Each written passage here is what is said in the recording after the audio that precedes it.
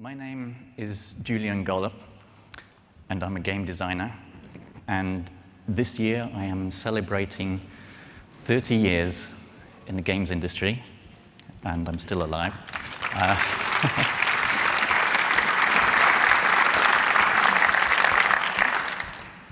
I made my first game in 1983 called Time Lords. It was for the BBC Model B microcomputer, and it is lost in the mists of time. But today I'm going to talk about a game I made 20 years ago, XCOM UFO Defense.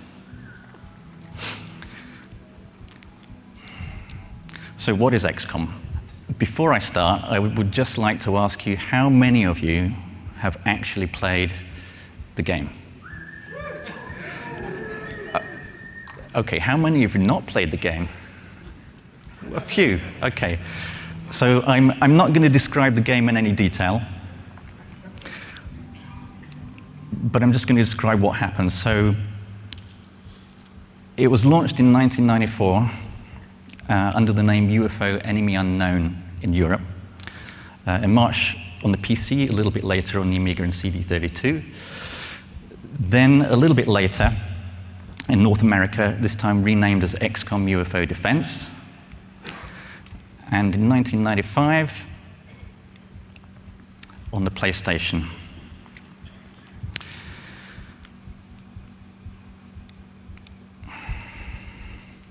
As of the year 2000, the total sales were 470,000. Just over half of those were in North America. The development cost was a mere £115,000, $180K. And whoops, let's go back. And it earned for us just over £1 million in royalties. So it was a very profitable game for myself and my brother, and really profitable for Microprose, of course, because our royalty rate really did suck. But the origins of XCOM actually go back much further. So my original influences were all in board games, and this was from 1978 to about 1983 or 4. Here are a few examples of which really influenced me when I was thinking about XCOM, Sniper, a tactical level World War II game, Traveller, a really excellent science fiction RPG with a superb character generation system, and there were board games like Freedom in the Galaxy, which was basically a board game version of Star Wars. And this game really made me appreciate how you could have different scales within games, because you had individual characters and missions. At the same time, you had an empire with armies and diplomacy and stuff. So one of the main benefits for my design career was I really did play a lot of board games before computer games even existed.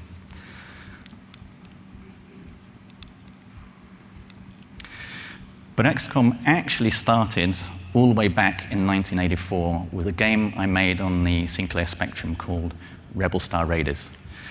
This was a very simple two-player, turn-based tactical game. But I continued to develop this theme. 1986, Rebel Star 1, 1987, Rebel Star 2, adding a computer opponent, and then finally Laser Squad in 1988. This had multiple scenarios, line of sight system, destructible terrain, equipping with weapons, and so on. So when it came to choosing a new project in 1991, the main thing that myself and my brother Nick decided was that we were going to build on our strengths, and we were going to do something we called at this time Laser Squad 2. We made a demo on the Atari ST, and then we decided to approach a new publisher. And we actually drew up a short list of 3 different publishers, and right at the top of our list was Microprose. Civilization had been released that year, and particularly my brother Nick was an absolute addict of this game. And to us, Microprose was simply the best computer game company in the entire world. So we approached Microprose in the UK. The first guy we spoke to is called Pete Morland. He was the publisher in Microprose UK, along with Paul Hibbard. But I dealt mainly with Pete. And we showed him the demo, Laser Squad 2, and he went and talked with other people there. And his initial feedback was to us, well, look, this is interesting, but it's not a Microprose game. What we need you to do is make it a big game. And I was a little bit puzzled what he meant, and I felt like saying to him, well, look, how big do you want it? This big, that big? What do you mean? Subsequently, we had some more discussions and more meetings. So they came back to us with a series of requirements. First one, you've got to set the game on Earth because people can relate to it emotionally. It's got to have a kind of research tree to it, so you're developing new weapons and equipment. It's got to have some equivalent to the Civilopedia kind of database. So it became very clear what they were thinking about. They wanted something which had some relationship to civilization. This is what a Microprose game was at that time. And then Pete came up with another really interesting idea. He said, how about basing the theme of the game on UFOs? This is because we still had the science fiction theme. It had to be set on Earth. And he was a big fan of Jerry Anderson's UFO TV series. I thought this was a brilliant idea, by the way, and it instantly gave me a whole bunch of ideas. The Geoscape came up straight away from this conversation. So I went away to do some research. I'd never seen Jerry Anderson's TV series, so I got the video and I looked at it. And from this TV series, I got the idea, of course, of the organization. In UFO, it's called Shadow. So this was an organization that intercepted UFOs coming into Earth, intercept from the moon, then from the atmosphere, and when the UFOs land, you had to go and get those. So the whole organization of XCOM comes from this idea, from the TV series. Whoops.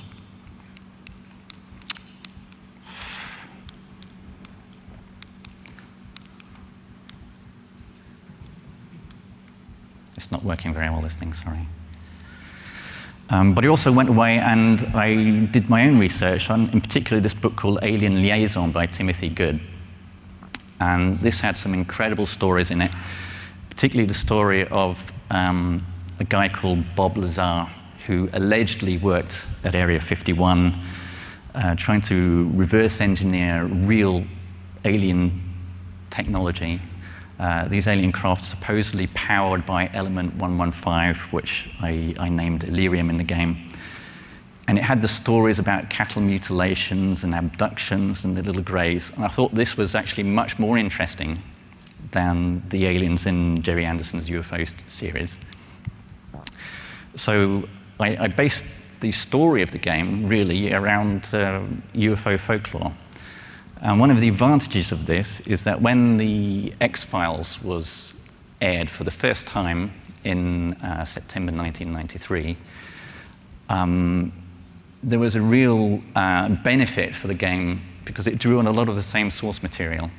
So the whole theme of the game had a real hook, and it was just luck really that we had the X-Files on TV shortly before the game was launched.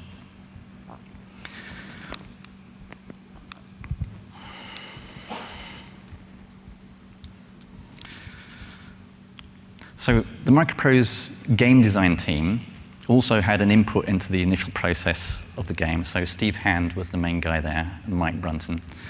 And Steve was a big fan of Laser Squad.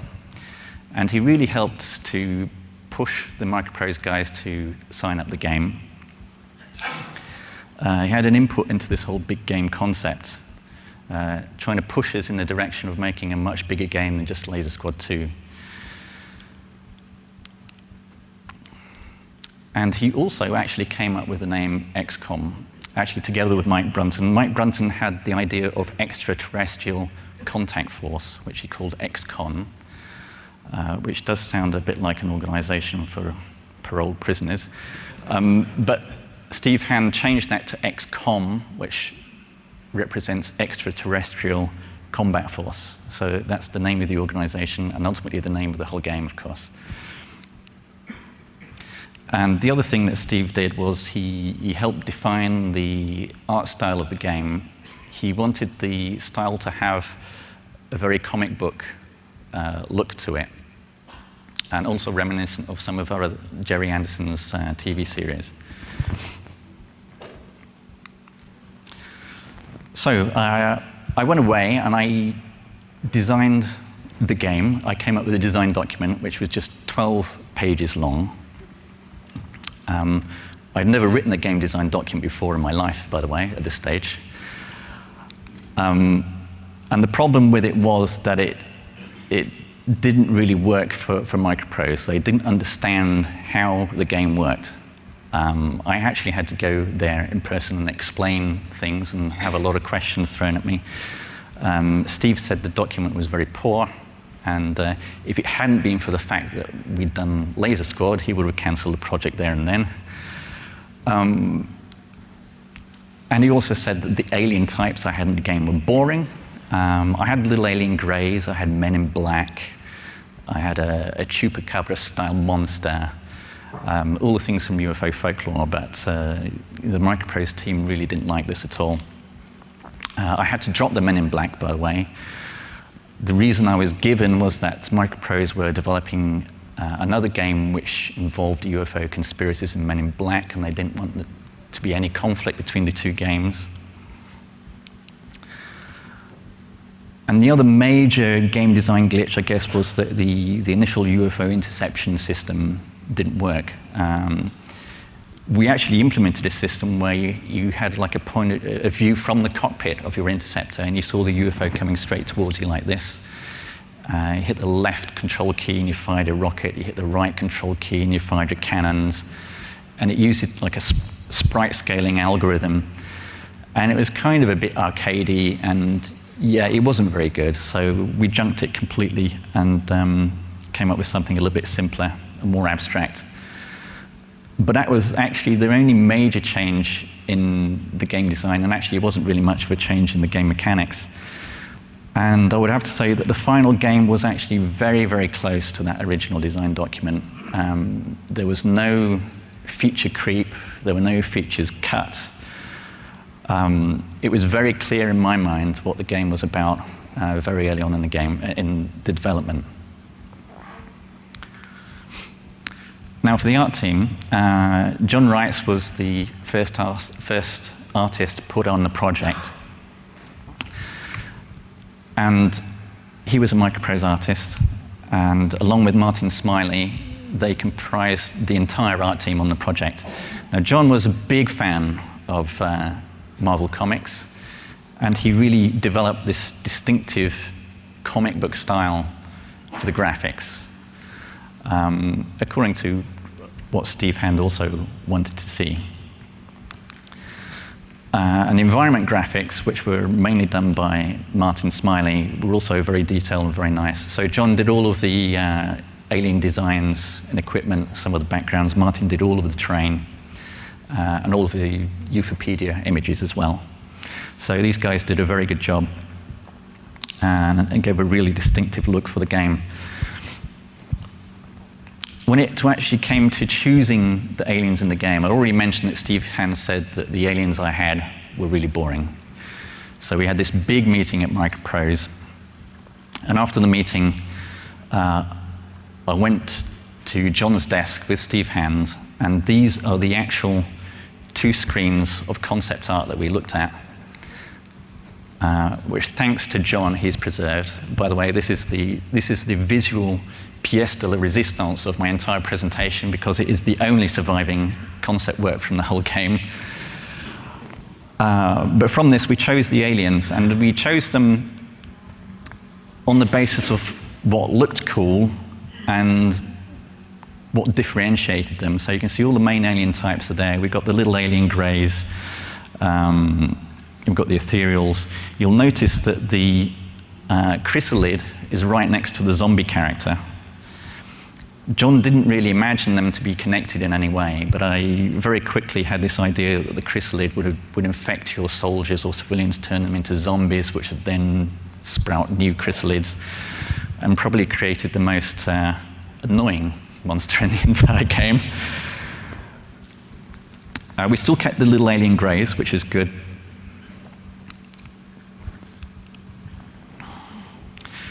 And it was an unusual case of function follows form. So basically, the aliens were chosen purely on John's imagination, and I had to kind of retrofit the functions, abilities, and the story of the aliens after actually choosing the graphics. It's a bit unusual, but it worked.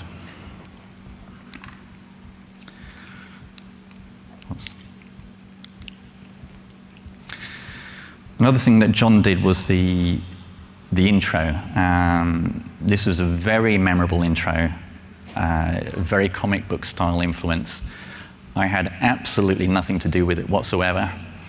In general, at first, I wasn't really consulted at all on the graphics, but I think John did a really good job here. Now, the audio team consisted of John Broomhall, who was in-house composer at Microprose UK, Andrew Parton, who was the sound programmer and sound effects designer. These guys actually worked on 2 or 3 projects simultaneously. So UFO was just one of the projects they worked on. But again, I think these guys came up with something very, very memorable. The amazingly effective but simple music tracks. And actually, the sound effects were technically quite accomplished for their time. It doesn't sound like it now if you listen to it, but you have to remember that we only had 2 megabytes for everything in the game. All the data, all the graphics, all the art had a very highly compressed MIDI format. So again, these guys did an amazing job. The programming team consisted of my brother Nick and myself. Nick did some amazing programming, particularly some of the innovative systems behind the Geoscape and the Battlescape. But from my point of view, I was tied up with programming quite a lot, and it's probably one of the big mistakes in the whole project. I should really have concentrated on design, but I was actually tied up with programming right to the end of the project. I think the game suffered from that quite a bit, actually, at the end. Now, the QA team, I have to mention these guys as well, because they were very, very helpful to us in the development, particularly these 3 guys, Andrew Luckett, who was the team leader, Phil McDonnell, and Jason Sampson. They helped save the game from cancellation. They worked very closely with us in the last 3 months, and the feedback they were giving us really helped polish the game. They suffered from the crunch at the end. It was pretty intense.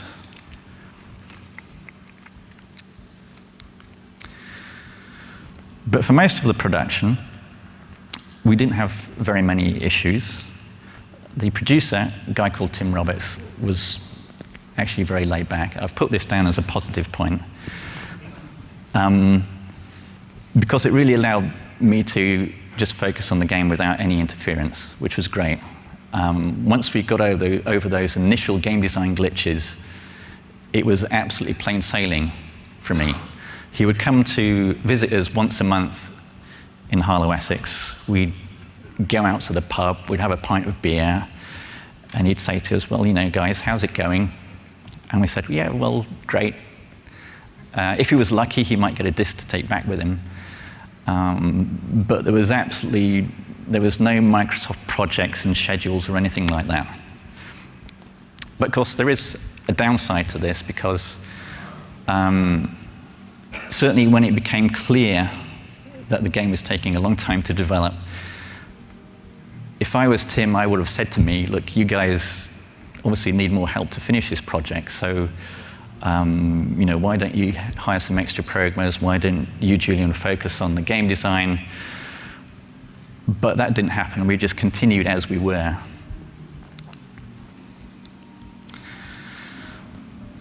The game was saved from cancellation. What happened here was Spectrum Holobyte acquired Microprose sometime in the middle of 1993. They came to review the projects in development at Chipping Sodbury in UK. They took one look at XCOM and said, nah, we don't like this, cancel this project. The project was actually officially cancelled. However, Pete Morland, Adrian Parr, and Paul Hibbard got together. They had a meeting. They decided, no, we're going to continue with this project. But they didn't tell Spectrum Holobyte this, by the way. So really, thanks to the support from Microprose, the QA team, as I mentioned earlier, had already started testing the game at that stage, and they were also instrumental in making sure that the game continued in development. So overall, I would say from everybody in Microprose UK, there was really a lot of support for the game. But another problem we had was that we signed a contract to make the game in 18 months. Now, it's not that anybody thought we would actually do it in 18 months. This was just the standard contract that Microprose made. We had absolutely no problem in extending the contract, but it did become nearly 2.5 years, which is quite a long time.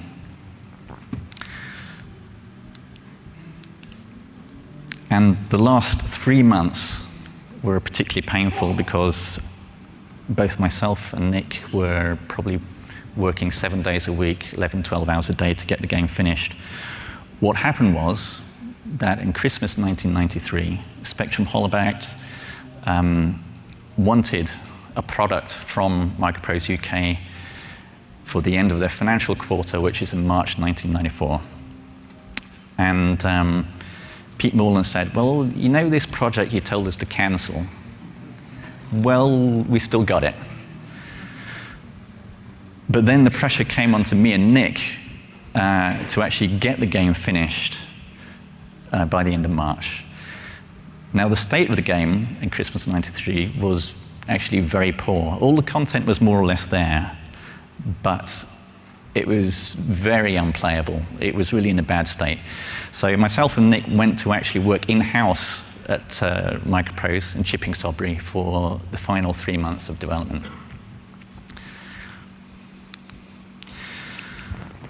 But when it came to the actual design of the game, I'm not going to go into a huge amount of detail, but I'm going to try and identify some of the features which I think probably made it a bit more distinctive.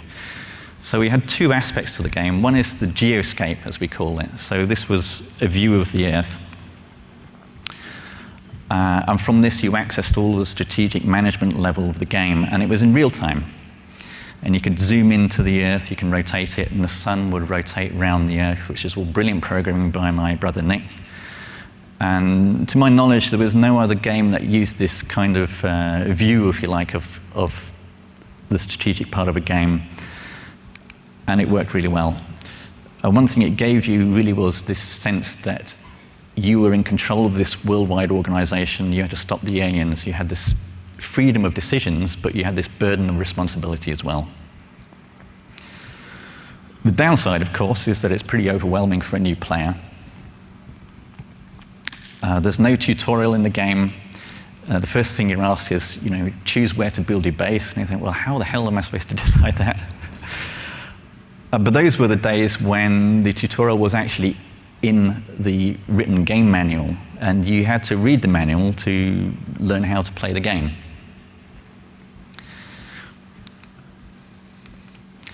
Well, the battlescape was the other side of the game. So this is the tactical turn-based combat system, which was evolved through from Rebel Star and Laser Squad. But again, we had some innovations here which I think were particularly effective. For example, the destructibility of the terrain, this lighting system, which made these nighttime missions really creepy. Technically, it's kind of simple. We had like 16 gradients of 16 colors and a special sprite printing system.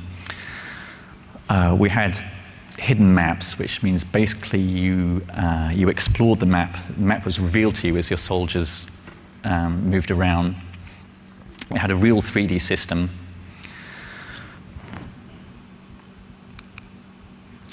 But a real big part of the game was this emotional investment in your soldiers. Because your soldiers carried over from one tactical mission to another, you were developing them, equipping them, and you often had this nail-biting decision whether to send your best soldier in to fight some aliens or send them around a corner.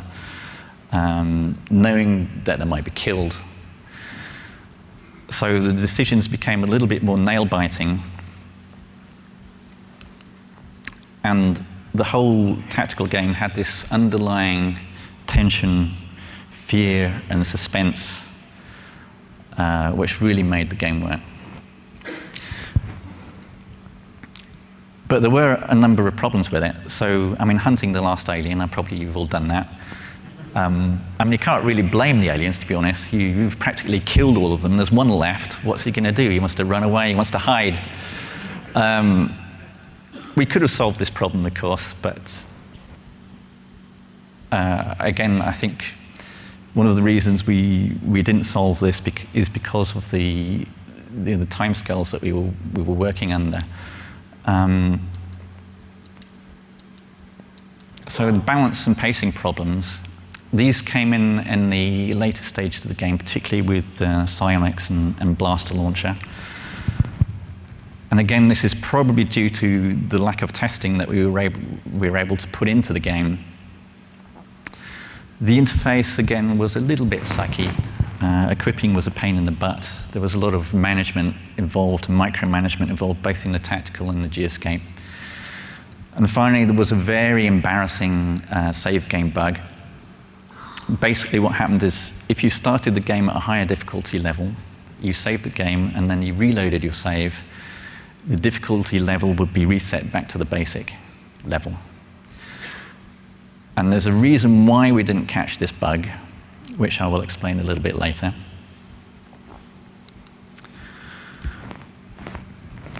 But in trying to assess what really made the game work, it's really a question of the whole being greater than the sum of its parts. So if you look at the different aspects of the game and how decisions in one area can affect what goes on in the other area, you can see you've got a pretty complicated matrix. But what absolutely drives the game is this reward cycle going from geoscape to battlescape back to geoscape again. You know, what you get from a tactical mission gives you stuff to research and build, and what you build you really then want to play with again in a tactical mission, and it kind of makes it a little bit difficult to stop playing a game. And this very messy diagram is one of the reasons why it was a little bit difficult to explain how the game actually worked to the microprose designers at the beginning of the project. Because there wasn't a game like it before, for sure. And the interactions between all these parts, which taken separately and individually are actually relatively simple. But together you've got a real sense of emergent complexity coming from the game system.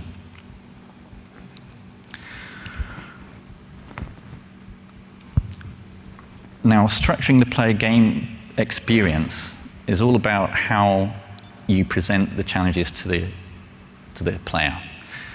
These days, this is done mainly through level design and scripting. But in XCOM, we had a lot of random and procedural generators. They affected different parts of the game. So, for example, in map generation, we had a pseudo-random map generator. In the alien strategic actions, different aliens would be randomly assigned to different parts of the world, and their progress through their own mission structure had a large number of random elements. The alien deployment in missions had significant variability in terms of which aliens were deployed, where they were deployed.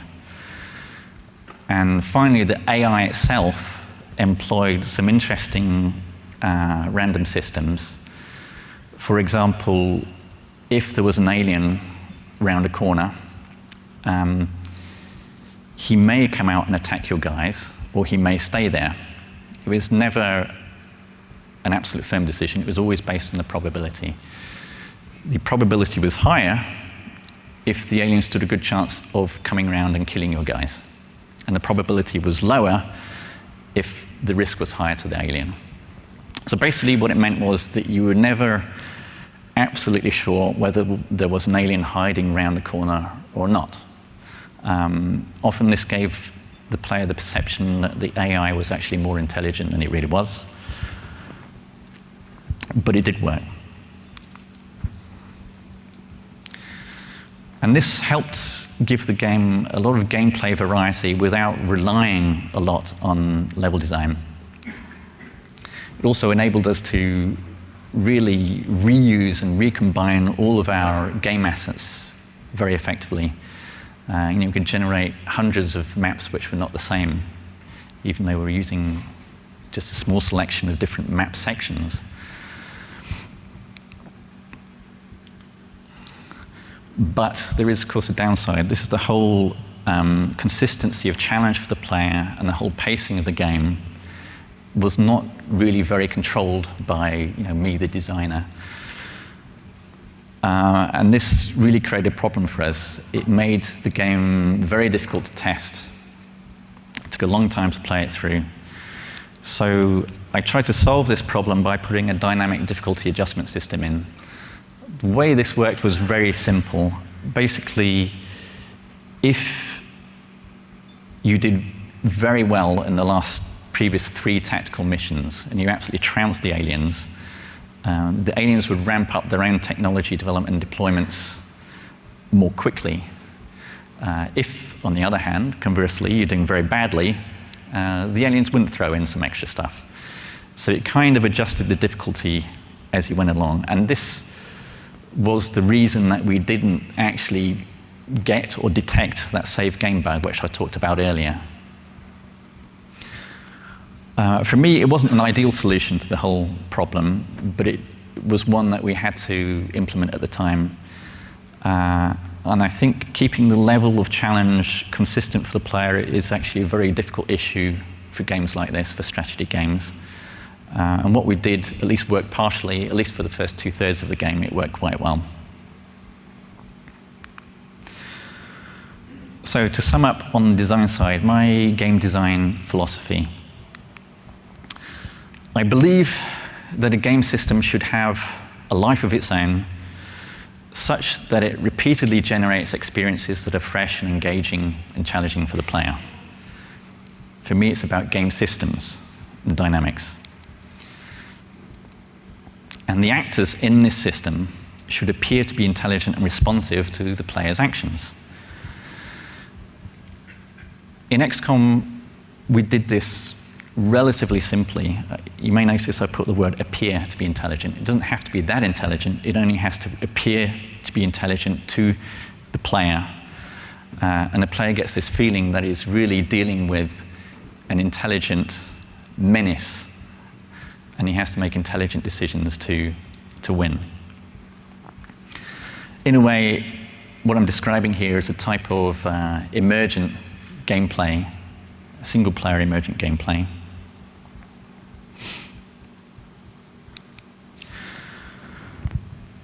But to complete this discussion, what I have to do is look at what happened after the game was finished, because the XCOM legacy probably gives us some real lessons of what went wrong, what went right.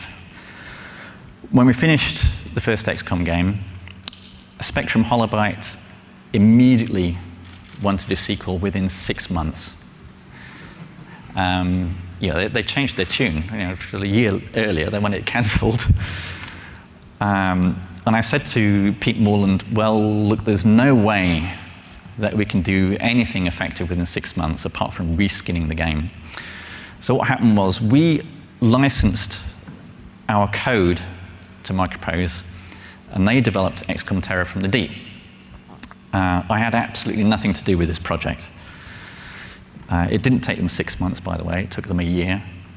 Meanwhile, myself and Nick worked on XCOM Apocalypse, which took the game in a slightly different direction. Myself and Nick really wanted to do something different, but Microprose still wanted an XCOM game.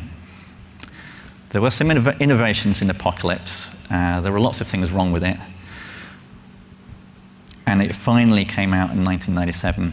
Meanwhile, unbeknownst to us, Microprose has started a project called XCOM Alliance, which was a first-person, team-based shooter. This was in Microprose shipping Sudbury. And in the US, they began work on XCOM Interceptor, which is an X-Wing style space sim. And you can see immediately that there was nobody really trying to control or manage the brand. So the game was going off in completely different directions.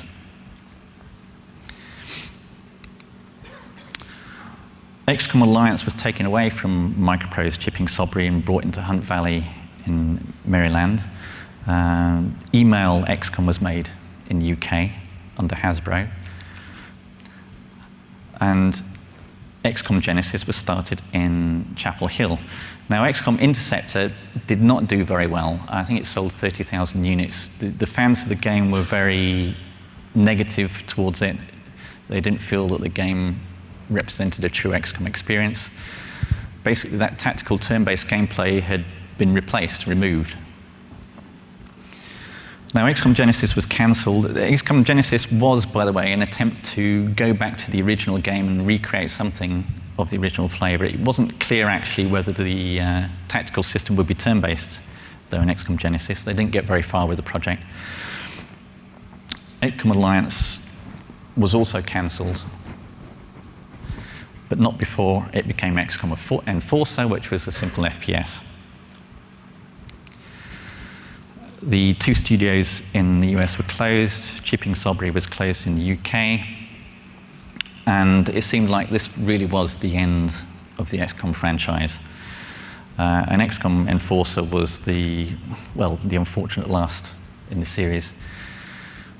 Now, at this stage, myself and Nick had gone off and we started work on what we thought would be a spiritual successor to the original game called Dreamland Chronicles Freedom Ridge. Now, this was a turn-based game, very much a UFO-style game, slightly different story.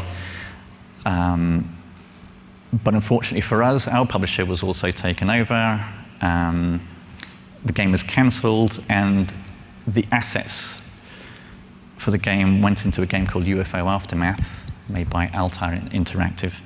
But they changed fundamentally a lot of our game design. So this looked like really the absolute end of anything to do with the original XCOM. I continued to do turn-based tactical games, Laser Squad, Nemesis, Rebel Star, and at Ubisoft, Ghost Recon Shadow Wars. But they didn't have this interesting, expansive metagame that the original XCOM had. Then, of course, in 2010, Take-Two announced XCOM, which was a first-person shooter. Everybody was horrified until we got the Firaxis XCOM. And it seems like Take-Two had this same schizophrenic attitude to the franchise that Microprose had. But I would have to say that the Firaxis XCOM saved the day. It's like a phoenix rising from the ashes of the XCOM disaster, to be honest, because I think the whole team at Firaxis did a tremendous job of creating something which was familiar, but at the same time different and fresh. And it's amazing that after 20 years that a brand which had gone so badly in the wrong direction has finally been put right. There are a few indie remakes, of course. You might want to check these out. Aliens vs. Humans on iOS. Xenonauts for the PC coming out, I guess, sometime this year. From my own point of view, I no longer feel the urge to try and remake XCOM. I think Firaxis have done the job. I hope they continue with it. My current project is still actually a turn-based strategy game, because I believe at the heart of the original XCOM, the tactical turn-based system was the real meat of the game.